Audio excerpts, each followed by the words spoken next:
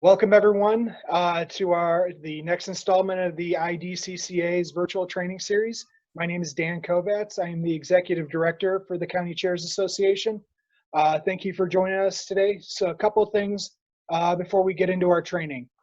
Today's training is probably one of our more important trainings for the year. The role of Precinct Committeeperson is truly the lifeblood of the party. We're the true believers, the volunteers who are going to go door to door when we can and talk to the Democrats in our neighborhood to make sure we get them to turn out on election day and vote for the Democrats on the ballot. So your role, if you are a committee person or a county chair, thank you for everything that you do for the party. A couple of things before I introduce our presenter. The training today is going to be about an hour, so kind of get settled in for the training. We ask that you are respectful. We have a wide range of experience on the call today. It should be a pretty well-attended call. So just be respectful of everyone's different experience and different questions. Be present during the call. So if you have to get up, go get a drink of water, use the restroom, go ahead, take care of that now. Again, it's going to be about an hour today, so make sure that you're tuned in as much as possible. And the last part is make sure that you ask as many questions as you can. There are no stupid questions today. Everyone's here to learn, so we want to make sure that you're putting all questions that we get them asked. Everyone's going to be muted today during the call, so we'll have the chat box going. Make sure you get put your questions in the chat, and we'll answer them as we're going along. When we finish up today, we will actually be posting the training on the IDCCA's YouTube page. So if you have questions that come up, you maybe think about something this afternoon and you want to refer back to the video, we'll have it up probably early next week. You can find us on YouTube and you'll be able to view the questions there, or the session there. So with that, I'd like to introduce our presenter for today. Bill Houlihan is the 18th Congressional District State Central Committeeman. He's also the State Director for U.S. Senator Dick Durbin. And a longtime supporter of the County Chairs Association.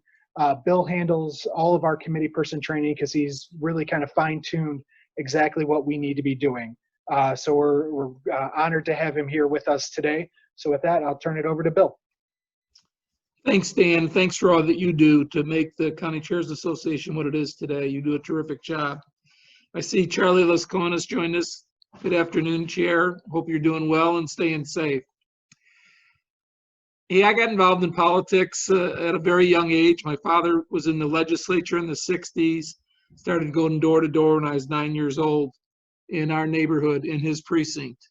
And I really enjoyed it and got bit by that bug. And as Senator Durbin is fond of saying, you know, the only way you want to get rid of you can get rid of that bug is formaldehyde. And I'm not ready for that yet. So I'm out there trying to do everything that I can. So being a precinct committeeman I think it's a very, very important responsibility to making sure that we do what we need to do to go into election day with an idea how many votes we think we can get. And I'll tell you how I got involved in Sangamon County. And I was working for Senator Phil Rock in 1983. I'd come off a primary campaign that I was in Rockford in 1982, helping a woman by the name of Joyce Holmberg run for the Senate. Joyce won the primary and then ended up winning the general election. It's many times I've been to Rockford for endings of campaigns over the years and really have appreciated the people that work there and how hard they work and what they do to make the Democratic Party stronger and better. So my boss, Phil Rock, was going to run for United States Senate in 1984. And as you know, you got to file petitions a year before you run for office. So we're circulating petitions in the fall of 1983. My wife and I had just bought a house in Springfield, and I went to the Democratic Precinct Committeeman and said to him, you know, hey, you know, my boss is running. There's other people that are interested. Phil Rock's a good guy. You know, at that time, Paul Simon was thinking about running. He was a congressman from Southern Illinois. You had Alex Seith, who ran in 1978. And Roland Burris was the comptroller, and he was going to run. So we had four major candidates that were thinking about running. Phil Rock also had the duty of being the Democratic Party of Illinois chairman. So my Democrat precinct committeeman said, sure, I'll help you, and he said, I'll circulate. He said, if you get me petitions for Phil Rock, I'll circulate them. So a couple weeks went by. I'd gotten him the petitions. A couple weeks went by, and the woman across the street, Linda Ferguson, that lived kitty corner to us, came across the street, and she said, I signed a second petition for a United States Senate candidate. It wasn't the same one that you were passing, Bill. This one was for Paul Simon. So I called the Democrat precinct committeeman. This is like October of 1983, and said, hey, what's up? And he said, well, I've been talking to some people, and they think that we should be for Paul Simon instead of Phil Rock. And I said, well, did you think about giving me a call? And he said, I was thinking about it, but he just never got it done. So I said on the phone to him at that time, I says, well, I'm going to run for precinct committeeman then. And he said, you are? And I said, yeah, I'm going to run for precinct committeeman against you. So I went out circulating for Phil Rock and myself, and I got 79 signatures in my precinct for precinct committeeman. He got 10. I sent a thank you note to everybody that signed my petition. I went and knocked on their door 2 more times. I sent them a holiday card greeting, letting them know that I was going to be around in the first part of 1984. And when the votes were counted in March of that election cycle, I had 73 and he had 9. He had 9 votes. And I tell that story a lot because if you're a good precinct committeeman and you've been in your neighborhood, some off-start isn't going to be able to come in and beat you. If you're taking care of business in your home neighborhood, it's going to be hard to beat you. It does happen from time to time because of who works and who doesn't. But that was an interesting thing. So the county chairman came to me after the primary election and said, would you put down on paper what you did and how you did it? And I said, sure, I would. He said, well, and secondly, can I put you in charge of training? So I put together this form that Dan emailed to all you folks. It's a little one pager that 2-sided about responsibilities of a voter contact outline for precinct committeeman. Things have changed a lot since 1984. They've changed tremendously. So when I first started working my precinct, I would go get the list from the county clerk and get it. And then I marked Democrats green, Republicans red, and independents, general election voters yellow. I would go out and make sure I talked to the Democrats first. I would then talk to the independents. And then if I knew the Republicans, I would talk to them. If I personally didn't know them, I was hoping that they wouldn't show up and vote. Wasn't going to do anything to help them. And I say that because if you look at statistics from presidential elections in the past, those people that call themselves Democrats in 2016, 98% of those Democrats voted for Hillary Clinton. 96% of those people that call themselves Republicans voted for Donald Trump. What elected Donald Trump wasn't that Bernie Sanders Democrats stayed home or this or that. What elected Donald Trump was independent voters voted for him 53% to 45% over Hillary Clinton. And that's why he lost the election in those swing states, where independents historically vote for Democrats. So that's why it's important. If you personally know a Republican, talk to them. If not, so if you're a first-time precinct committeeman, what I always say, put a bio together, put your name on it, put your spouse's name on it, where you live, your cell phone, your email address, what you do, where you go to church, where you went to school. So they have a little bit of information, because you always want to give them information to try to get information back. So I think that bio is a real good idea. And if you're going door to door, as you know, you can't talk about every candidate that's running on the ticket. You can talk about those that you think, up to 3, in my opinion, is about the most you can really talk about. But you want to be able to approach the voter, know their name in advance, and say, I'm Charlie Lasconis. I'm your Democratic Precinct Committeeman. Do you have a few minutes to talk to me about the upcoming election? Can you tell me how you're feeling between Donald Trump and Joe Biden?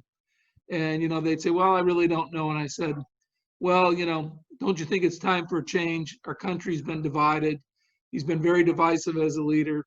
He's, made a mess of the COVID-19. He's done this and he's done this. Don't you think it's time that we have a change and you vote for Joe Biden? And they look at you and say, yeah, I think I can. Well, that's somebody that's a plus voter. After you make that pitch to them and they still say they're undecided, then you would put them down as a zero voter. If they say, no, I'm going to vote for Trump again, I like his style, then you tell them that the election's been changed to November 5th and they can't vote on that Tuesday, November 3rd. I'm kidding. But I tell you that because I don't do anything to help any Republicans in my precinct unless I know they're going to vote for a Democrat. We are a party office. We're not a public official where we have to help everybody. We're a party office. We help Democrats, independents, plus voters, Republicans that want to vote for Democrats. If someone calls me that's a Republican and wants to know if I'll get them a vote by mail application, I give them the phone number for the county clerk's office. If it's a Democrat that calls me, I bring it over to their house. And then I put the stamp on it, or I deliver it, or I bring it to the election office. That's what you want to be able to do. So you want to identify yourself as the precinct committeeman. You want to identify those candidates that you're out there supporting. You want to have literature on them, but you want to hear from them. This is where I like to talk about Vote Builder. We didn't have Vote Builder in 1983 and 84. We haven't had Vote Builder, actually came to Illinois in 2005. So we've had it for about 15 years now. And Vote Builder is a great tool if you use it and get trained on it. So Charlie Lasconis, to anybody that's a precinct committeeman in Winnebago County, they have to just talk to Charlie and Charlie can get them access. You can print your list so many different ways and what you want to do. And it's you get training and you mess around with it and you find out what you got to do. It is really, really a good tool. I would tell every one of you, first-time committeeman, if you've been a committeeman for 20 years, get on Vote Builder. Look at that. That just doesn't make us work hard anymore. It works us smart. The whole responsibility of getting the vote and turning it around is by your communication to people door to door. And that's going to be hard to do in this election cycle in 2020 because of COVID-19.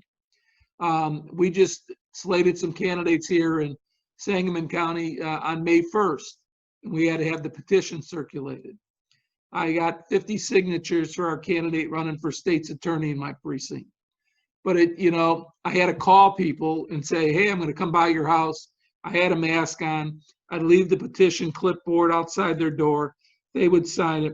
Some people that knew me well enough would let me stand 6 feet away and they'd sign it, put the petition down, and then I'd go back to my car. But I'd have to call them. It took me 5 days to get 50 signatures, working probably 10 hours to get that. I could get 50 signatures in my precinct in one afternoon normally, if I had to. Knowing the people, I've been the committeeman here since 1996. So people know who I am and I know who they are. So not knowing what's going to happen with COVID-19, we've got to look to other things that we can do. Got to look to social media. You got to think about mailings. You got to think about getting your signs up earlier. You got to do all sorts of things to let people know what's actually going on in your neighborhood. So the other thing that's really important with this whole process that we're doing is that we've changed the vote by mail law in Illinois. And this is really good for us and good for Democrats. So those of you that haven't heard, anybody that voted in the 2018 election, anybody that voted in 2019 municipal elections, anybody that voted in the 2020 primary, and anybody that's registered to vote since the 1st of January will get a vote by mail postcard saying that postcard or application that you could send back to the county clerk's office starting August 1st. Now, the ballot won't be approved then. Under state statute right now, ballots won't be ready to go out to regular voters until September 24th. They'll go out, military ballots will go out the week before. So what does that say to all of us that are in this training is that, you know, you can't wait till after Labor Day to start talking to people. You've got to start doing your thing now, because people are going to be voting by mail. They're going to be voting early. In the 2016 election, we had over 400,000 people vote by mail. They're projecting, the State Board of Elections, they're projecting over 2 to 2.5 million in this election cycle. We had 1.4 million people vote early. We had 2.2 million people vote on election day. So we had 1.8 million vote in advance, and then we had 2.2 vote on election day. So a lot of people are voting beforehand. So that means we've got to be smarter and working. And I find it when I'm talking to precinct committeemen that if they go out on a Saturday and Sunday and knock on 35 doors or something, it's much more doable. If you wait for the last 2 weekends and you try to get through 200 doors, it's demoralizing. It's really, it's hard to do. So you got to pace yourself. You got to start doing it in the time. Hopefully we'll have better news around Labor Day that we're going to be able to go door to door. If not, I think the only maybe door-to-door stuff that's going to be done in the 2020 cycle will probably be ballot chase for folks that are going to vote by mail. So the vote by mail, they get, once the ballots are available, the county clerk has 2 business days to get the ballot mailed out of the office. The county clerk has to submit a list each day to the State Board of Elections saying everyone that made application for a ballot and when the ballot was mailed out. That goes into Vote Builder, folks. That's what I'm telling you. So you're going to know everybody in your precinct that's applied for a vote by mail ballot or voted early. Why is that important? If they voted early, you don't have to worry about knocking on their door or mailing them any political stuff anymore. If they've got their ballot, you got to make sure that you've gotten some information to them. So hopefully they're voting Democrat. And by Vote Builder, you're going to know what their Democrat score is, and then you're going to see that they made application for a vote. If they're a Republican, unless you personally know them again, don't go by their house. If they're a Democrat, go by their house, give them the information. And this is what I always have done in the many years that I've been precinct committeeman, is I draft a letter of the candidates I'm supporting as Democrats. And I include all the candidates on this. And on the backside, I include the specimen ballot for my precinct. State statute says to your county clerk and your election authority that they have to have a specimen ballot for every precinct in your county. Every precinct in your county. That's got to be made available to you before they mail ballots out. So you can go to the county clerk's office. Some county clerks are actually now putting it online. You go to your precinct number and you pull it off. I fill in Sangamon County, I fill in all the Democrats' names. I fill in their oval, and that's who they're voting for. And in the body of the letter, I talk about those most important races.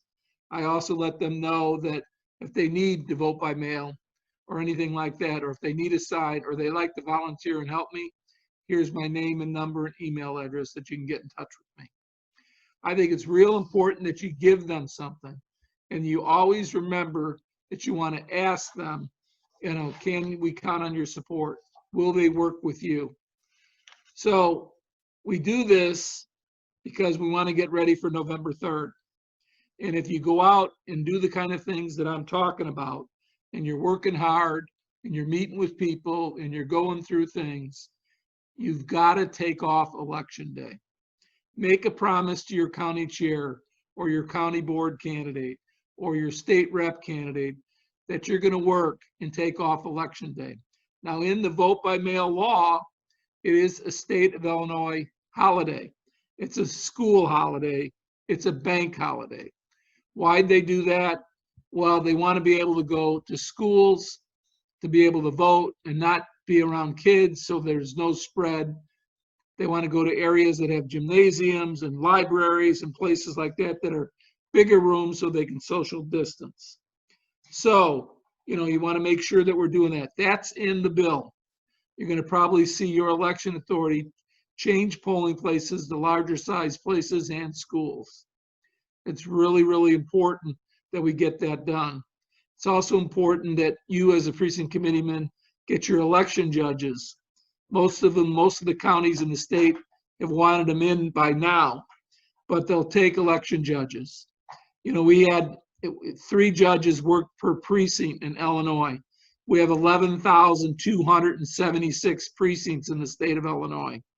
That means we've got over 33,000 election judges. 20,000 people worked election day. They were 13,000 election judges short in the state of Illinois. So they're worried about that. And now they want 5 at this election. They want 5. So now we're talking about 55,000 election judges.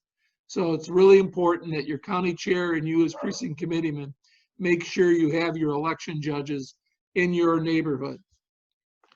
So the voter turnout is something that we expect to be very large in this election cycle. We think it's going to break the record. You know, the record right now, the highest percentage of voters was 2008 when Obama ran the first time. We had 72.8%, which was 5.2 million people voted. In 2016, we had 72.2%, and we had 5.2 million people voted. We had several more people registered than were registered in 2008. In 2020, right now, the State Board of Elections is saying that it's going to be about 5.6 million people they expect to vote. That's 400,000 more than voted in 2016. And in most cases, a lot of those people are ours. So we want to make sure that we're out doing it. So let me wrap it up and talk to you about a couple things that have happened over the years, you know, with me. So when I get at my polling place on election day, I get there at 5:45 in the morning. Usually, you know, the Republican judge and I work out, I'll either bring coffee and donuts or she'll get at this election and then I'll take care of lunch. And we do that, we work together. I particularly don't care for her, but I got to work with her on election day. She's a Republican precinct committeeman. She's 84 years old. And she got the position 4 years ago. And I said, Mary Frances, when she was there on election day in the primary 4 years ago in 2016, I said, why are you running? She said, well, they asked me to run because there's a fear of a Republican county chair fight. And she said, I told them I'd run under one circumstance. And I said, what was that? She said that I never had a knock on a door. And I said, Mary Frances, I hope you're committeeman for a long time.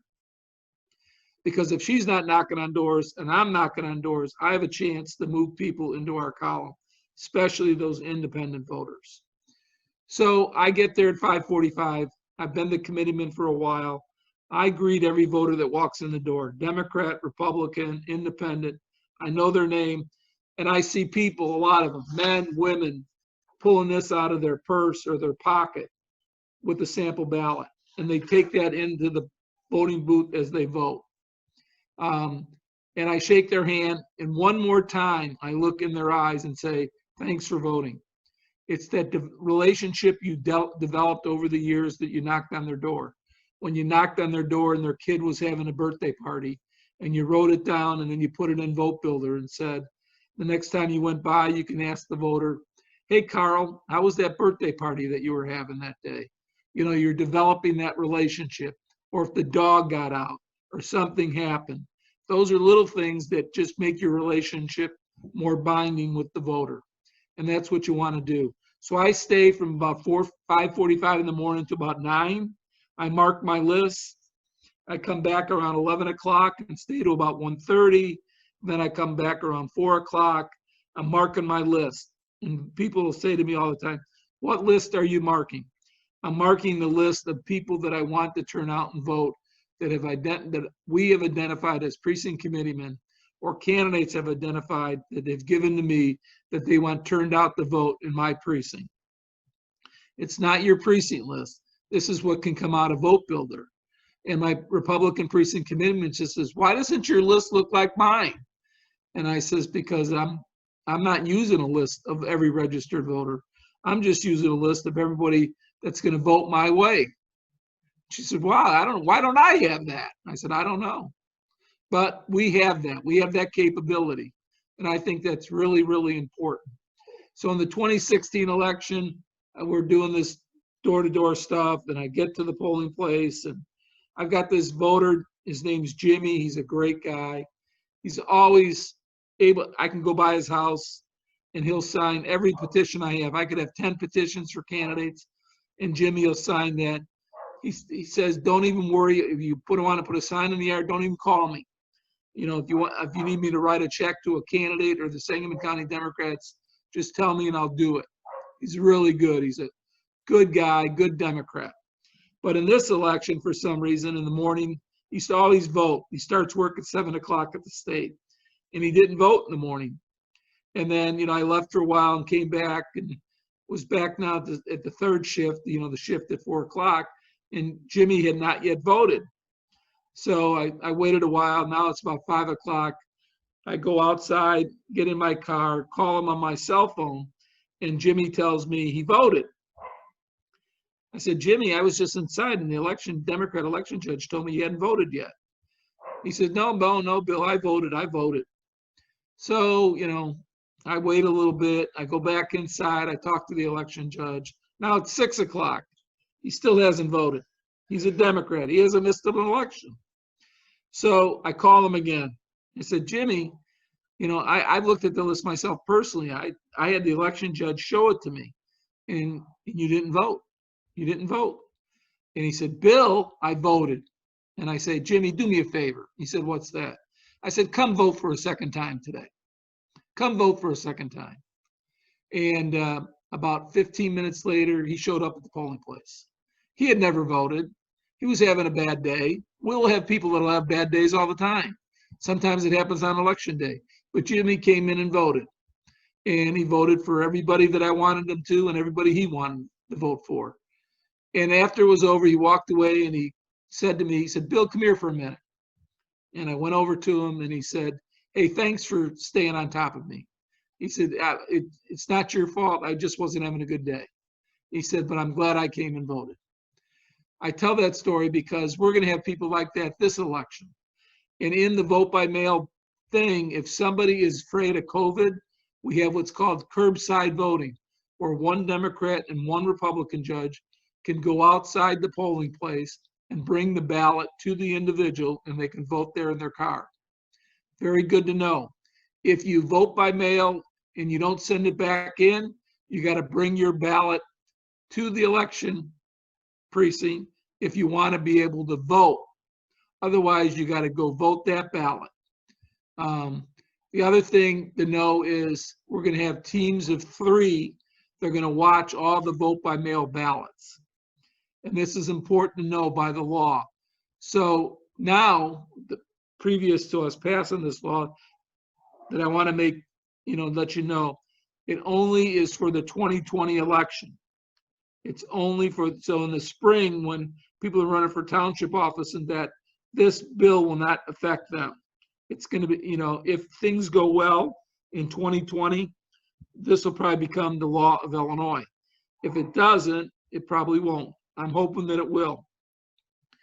But the 3-person teams, so if someone votes by mail, sends their application and sends their ballot in, they got their signature on the outside of the envelope after they open up the big envelope. And if now the election authority, somebody in the county clerk's office feels that, man, that's not the right person, they put that ballot off to the side and they don't count it initially. Here, they're going to have these 3-person teams unless all 3 people say that vote shouldn't count. It's going to go in the counted, it's going to be going in the voting column.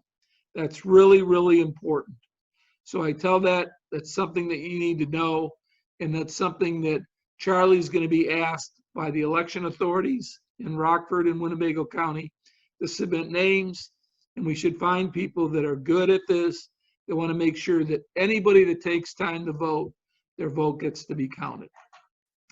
I'll gladly answer any questions that you may have. Okay, folks, remember, if you have any questions, please put them in the chat box and we'll get to them as we're going through here. We have a question here.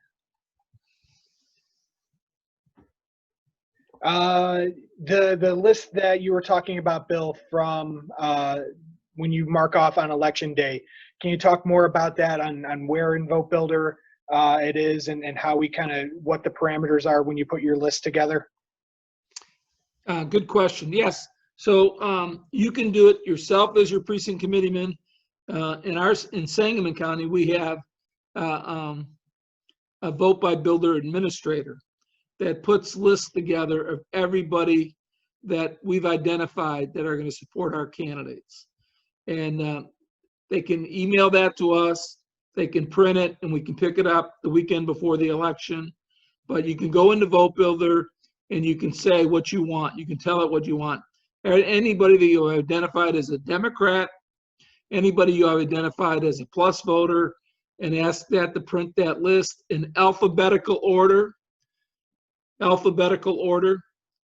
you also want to do it in street order, alphabetical order. So while you're checking off the list, it's much easier to do. And then street order, if you got to go back and knock on any of those doors, you want to be able to make sure you're not going down the street once and then coming back down the street when you get to the R's in the alphabet. So you want to have an alpha list for the polling place, a street order list to do some door knocking to make sure Democrats get out and vote. So that's right on Vote Builder. It walks you through the process. Like I said, Charlie, do you have an administrator that does that in Winnebago County? That makes those lists for people? Yes. Yeah, I typically do that, or Steve Booth is on the call here too. He does that a lot for us as well. That's great. Okay, so we have a question on with the curbside voting that you brought up, Bill. Is that something that's just on election day, or is there an opportunity for curbside voting during the early vote time? Right now, it's only done at the precinct level. So if they're not going to do it, what the county clerks are saying that if they want to do that, they should vote by mail and have the ballot come right to their house. If they get sick or something comes up and they want to do curbside voting, that only takes place on election day from 6 o'clock in the morning to 7 o'clock at night, only on election day. So another thing that we can point out too is, depending on the clerk or the election authority, they do have the option to have drop boxes for vote by mail ballots. If somebody wants, instead of mailing it in, they can drive it to the clerk or the election authority and drop them in a mailbox type. But that's entirely up to the local authorities on that. So we have a good question on, for the rural precincts. What advice would you give a rural precinct committee person on how they're, because we're so spread out, how they work their precinct? It's a good question. It comes down to, mail usually and telephone calls. I mean, I know telephone calls people don't like to do. I know folks that, drive in their, like they're a mailman, mailwoman in their precinct, and they go to all the Democrat doors, they pull up, they put the literature, they knock on the door and give them the literature. But you gotta use your time most effectively. This election cycle, I think it's gonna be very difficult to be able to do that. But I would then think about mail, and I'd also think about social media and phone calls. And it's never too early to start. And that's a good point with never too early to start. I put in the chat earlier, the County Chairs Association, right now we're running our second round of our REV project, which is Recruit, Engage, and Vote. And we're targeting individuals who are true drop-off voters. So they either voted in 12, 14, or 16, but they haven't voted since. So they're not going to be getting contacted by the state of Illinois. So if you're interested in starting to contact those voters now, I put a link in the chat to sign up, and we'd be able to get you that list to start calling folks next week. So let's see, what other questions do we have here? Are there any requirements for the election judges that are going to be reviewing the vote by mail ballots, or anything particular that that you would be looking for those people? No, I mean, they just should have some training. You know, they should know what they're looking for. And, you know, what I'm telling county chairs all across the state that ask me is, you know, before you submit names, you know, announce it at your precinct committeeman meetings, whether they're virtual or in person, and then get that group to come meet with you and talk about the things that you have to look for. You know, it's, you know, making sure that it's filled out properly, that their signature is on there, and those kind of things. That's what they're mainly looking for, is the signature. If they got any voter assistance, they want to make sure that that affidavit on the bottom of that is completed. That's a way that sometimes you can throw a ballot out. If someone, they check the box that someone assisted them, but they didn't put the person's name down. So it's not real difficult, but I would think that you'd want to sit down and talk about it. You know, if there's an election lawyer, you know, that's helped with election day activities in Winnebago County, I'd make sure your chair and get those folks together, and then they talk a little bit about the do's and don'ts. I know that the Democratic Party of Illinois is putting together, they're hoping it's going to be a one-pager, but it may be a two-pager on what to look for those folks that are going to be those 3 vote panels. So we're getting a lot of questions on Vote Builder, like specifics on where you find certain information. Just because we're not able to kind of pull up the screen and show you point by point with that, the Democratic Party of Illinois is actually the administrator for Vote Builder, and they run trainings every week. So when we send out the follow-up from today's training, probably on Monday, I'll put a link to those trainings. They do a virtual training on Monday, Tuesday, Wednesday, and Thursday. So you can log in and be able to get caught up on any of the questions that you might have that are specific just to Vote Builder. So if any, is there any other questions that people might have? And go ahead and get them in the chat here before we wrap up.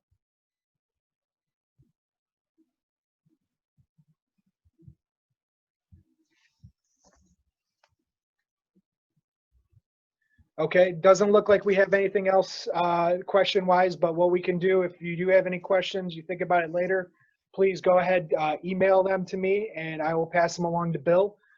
Thank you again, everyone, for participating today. And again, we'll have all this information posted on our website and on our YouTube page. I put a link to our virtual training series events that we have coming up, so please sign up for additional training. And thank you for everything that you do for the Democratic Party here in Illinois. Have a good day, everyone. Thanks, everybody. We're 101 days away. It's in our mix. September 24th is a big day. That's when ballots are going to start going out. Biden is looking very strong in Illinois, but we can win a number of offices as if we can really turn the vote out. Down ballot offices can really be successful. We're seeing in our polling and Senator Durbin's polling, we're seeing that people are really holding the Republicans to enabling this president for too long. And we're seeing all the way down the ballot that they want to vote for Democrats. Thank you again, everyone. Have a good day.